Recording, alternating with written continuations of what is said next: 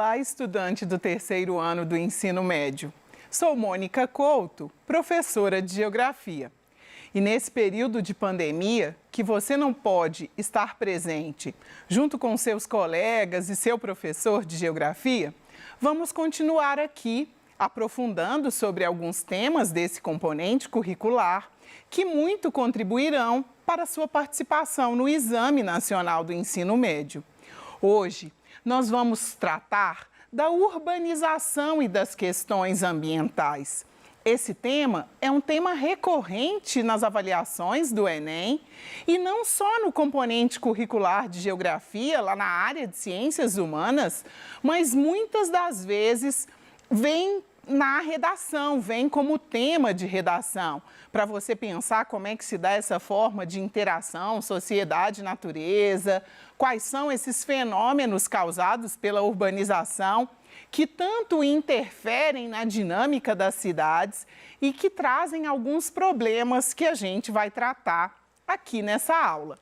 Então, na aula de hoje, junto comigo, você vai conseguir entender os fatores que contribuíram para o processo de urbanização. Então, primeiro traremos esse contexto da urbanização e por que desses problemas ambientais, dessas questões ambientais. Você vai identificar junto comigo alguns dos principais problemas ambientais urbanos e aí a gente vai ter um outro momento para a gente pensar os problemas socioeconômicos de segregação. Hoje vamos nos ater às interferências da sociedade urbana e industrial na questão ambiental das cidades.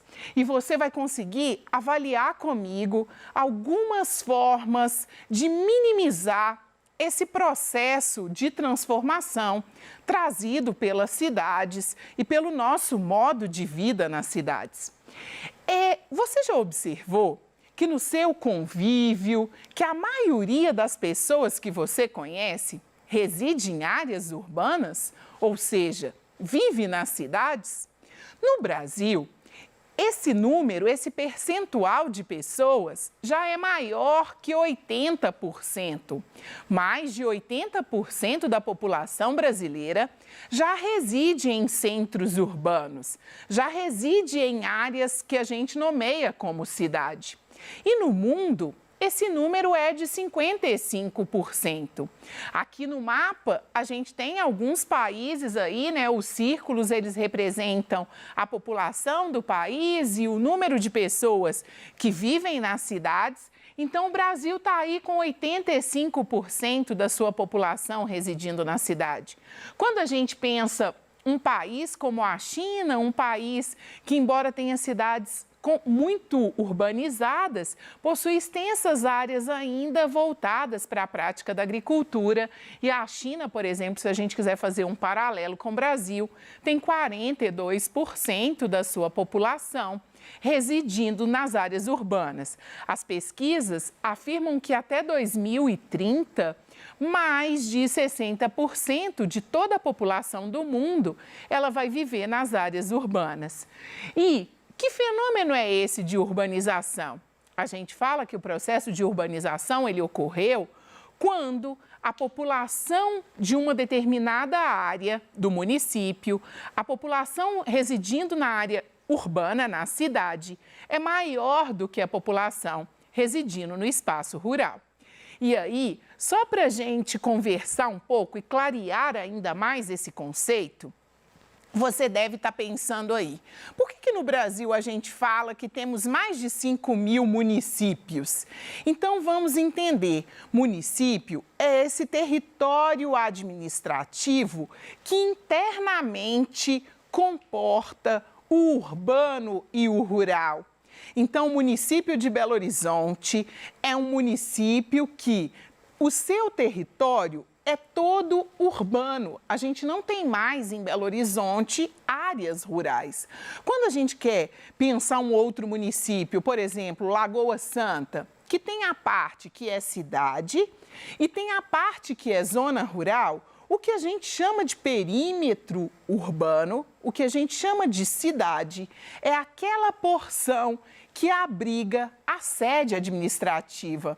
Então, a cidade é onde está localizada a prefeitura, esses órgãos de regulação, as principais universidades, escolas, todas as atividades econômicas que se concentram nesse espaço, junto com a administração do município. Esse espaço a gente chama de cidade. Então, quais são os principais fatores que no Brasil levaram ao processo de urbanização? Dá para a gente pensar na lógica mundial também. As principais causas da urbanização, a principal delas é o êxodo rural. Lembra que o êxodo rural é aquele processo de migração de grandes contingentes populacionais, um volume grande de população da área rural desse município para a área urbana desse município, para a cidade. No caso brasileiro, esse processo de êxodo rural, ele está diretamente associado à evolução tecnológica do campo.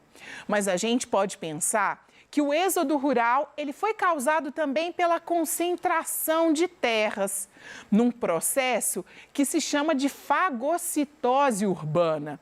Estamos usando um conceito da biologia, né? A fagocitose.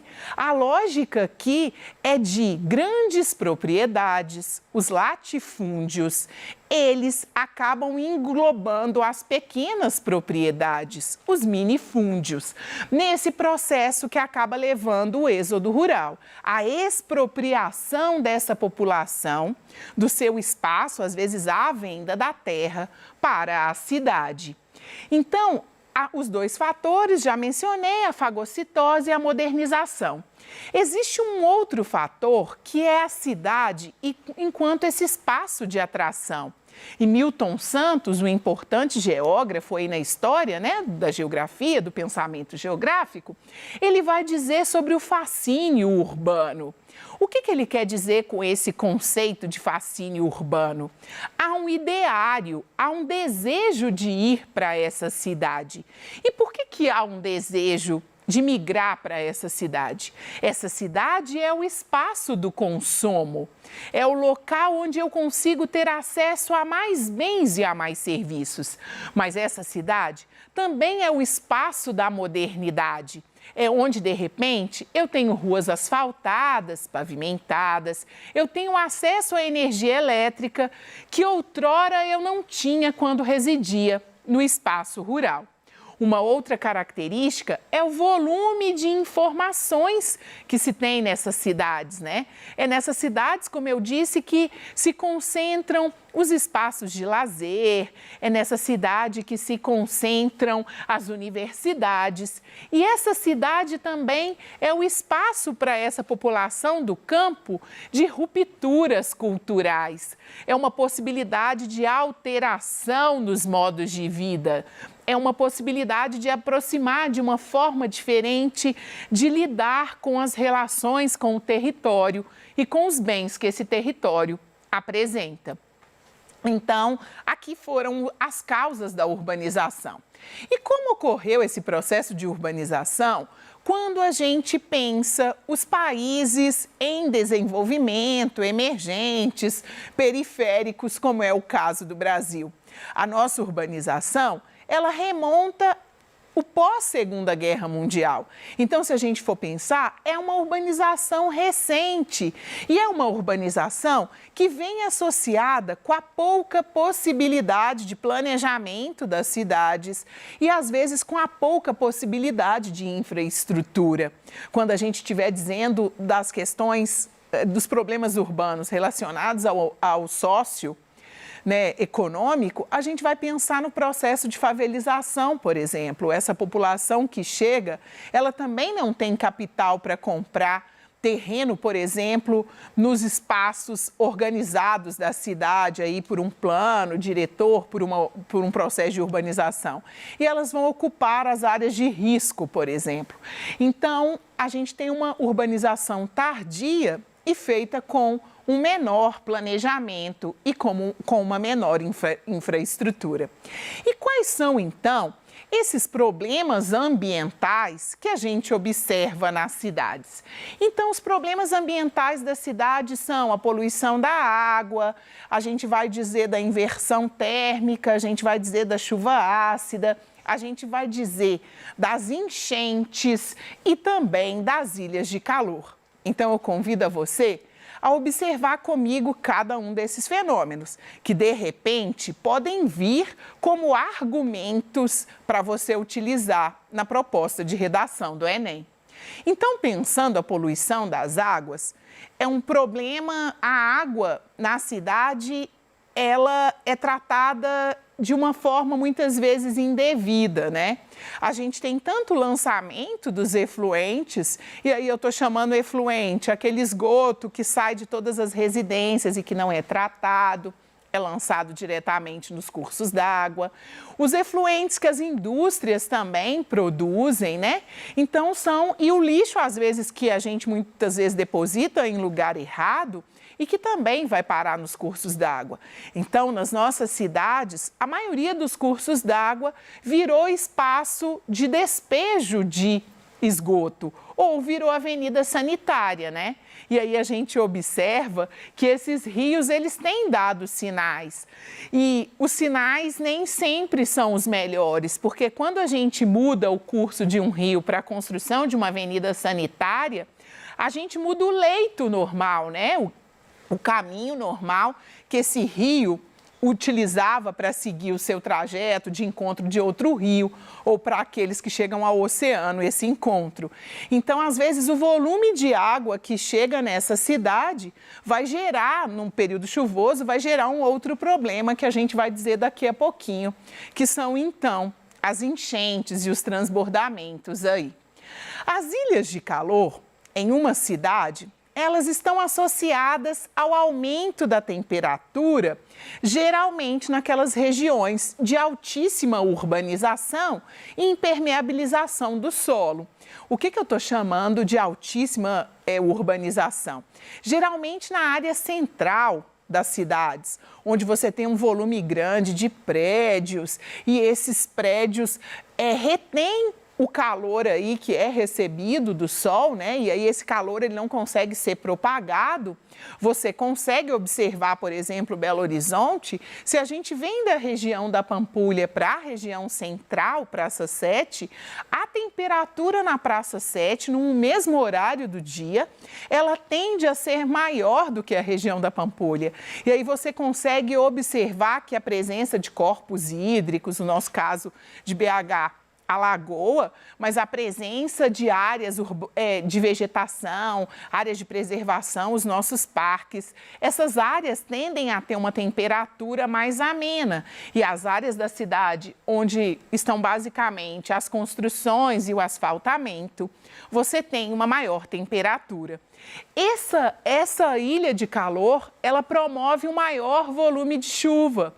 Então, às vezes, o volume de chuva na área central, ele também é intensificado em função dessa elevação da temperatura. E aí a gente vai dizer, então, um pouco sobre as enchentes. Então, as enchentes, elas vão ter principalmente dois motivos, né? O primeiro motivo, que é esse associado à dinâmica natural que foi alterada para a construção das cidades. Vocês podem observar que a gente mora muito próximo de cursos d'água. Pensa aí no lugar onde você mora, observa se não passa um curso d'água, independente de se você mora no espaço da cidade ou do campo, vai ter sempre um curso d'água associado. E aí a proximidade nas cidades, a impermeabilização do terreno, ou seja, se antes a água da chuva tinha tempo de infiltrar e chegar no lençol freático, quando a gente asfalta todos os espaços, essa água da chuva chega com maior velocidade dentro desse curso d'água. Esse curso d'água que começa a não suportar esse volume de água que vem, e aí a gente tem as enchentes. O GIF que você observa aí é em São Paulo, embora Belo Horizonte, no início desse ano, né, se a gente pensa o Arrudas na Via Expressa, vivemos muito disso. Até partes do concreto do próprio rio foi levado cuidado hoje, se você passa pela cidade de Belo Horizonte e olha para dentro do rio, você vê parte dos pilares caída aí dentro desse rio. Então, a alteração desse curso d'água é um grande problema. Um outro problema que você e eu podemos ajudar a resolver é depositar os resíduos sólidos, né? O lixo no lugar certo, para que ele não vá parar no bueiro posteriormente nos rios e gerar aí essa menor capacidade do rio de absorver água, né? Ele vai assoreando, ele vai ficando mais raso e não dá conta de suportar o volume de água. A inversão térmica, embora seja um fenômeno natural, ela se intensifica principalmente no período de outono e inverno. A gente está vivendo aí o outono, caminhando para o inverno, né? E é o período em que o solo ele fica mais frio, logo ele retém uma camada de poluição. E aí por isso que às vezes você acorda nas manhãs de outono e se dependendo do lugar onde você está é possível visualizar a linha do horizonte, você vê aquela camada, né, nas cidades de uma fumaça meio cinza, uma coisa meio amarronzada. É o fenômeno da inversão térmica, porque como a superfície está mais fria, ela retém essas partículas e dá aquela sensação de concentração da poluição, que ao longo do dia vai se dissipando, porque essa circulação ela volta ao normal com o aquecimento dessa camada mais fria pelos raios solares. Um outro problema é a chuva ácida. Você deve estar se perguntando aí, toda chuva é ácida? Sim, toda chuva é ácida, mas a gente fala de chuva ácida com uma preocupação maior, como um problema ambiental, quando essa acidez ela é superior a 5,6 lá na escala de acidez, que é quando a emissão de poluição, ela combinada com as gotículas de água, ela gera a criação de ácidos aí, os dióxidos, né? De hidrogênio, por exemplo, é um dos dióxidos.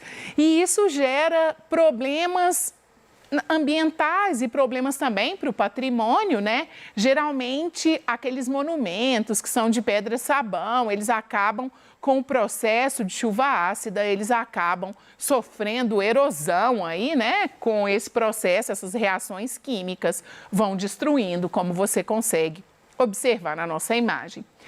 E existe solução para esses problemas? Sim. Somos, né, a maioria dos brasileiros, cidadãos que vivem nas cidades, é possível, a partir do desenvolvimento sustentável, buscar aplicar esses princípios na cidade. Então, muitas cidades retomam a revitalização dos seus cursos d'água, é uma possibilidade. O trazer o bem-estar para a sociedade, melhorar essas condições das áreas de ocupação, é uma outra possibilidade, fazer um planejamento urbano, voltar com aquela parte do nosso terreno, caso a gente viva em casas onde há possibilidade de infiltração, os nossos quintais, os nossos jardins. Então, aqui vai uma dica, se você quiser aprofundar, é o Objetivo de Desenvolvimento do Sustentável número 11, fala sobre as cidades sustentáveis. Pensando então o item aí do Enem, ele é um item que vai dizer sobre a ilha de calor, né? E aí ele vai perguntar o que maximiza esse fenômeno, o que faz esse fenômeno ser ampliado. E o que faz esse fenômeno ser ampliado é o processo de impermeabilização do solo das áreas centrais. Você deve estar se perguntando por que não o uso de materiais aí nos prédios, mas o uso de materiais nos prédios aí, como está no topo, essa emissão ela se perde na atmosfera. Se fosse esse uso de materiais refletores mais na base, a gente poderia tratar como certa. Mas no caso aqui, essa impermeabilização, essa redução das áreas verdes é o grande impacto das ilhas de calor. Então, partindo para o final da nossa aula, você percebeu que o processo de urbanização é a concentração de população no espaço da cidade, né, no espaço urbano do município. Você viu que temos vários problemas ambientais causados pelo nosso modo de vida nesse território. Então, fiquemos atentos à poluição da água, ao descarte correto do lixo, porque podemos contribuir à manutenção de alguma área no nosso terreno, caso seja possível com jardim, com horta, e a gente percebeu que a adoção de hábitos saudáveis, ela é uma possibilidade, e uma possibilidade associada a um programa maior de cidade, de manutenção de áreas verdes, de revitalização dos cursos d'água, mas também da nossa própria atividade. Então, como você é um estudante do ensino médio, do 3º ano e está aí com todo o pique para o Enem, estudar precisa ser a sua palavra de ordem. Espero ter contribuído, então, com essa sua reflexão sobre o processo de urbanização e as questões ambientais que ele acarreta. Até a próxima aula!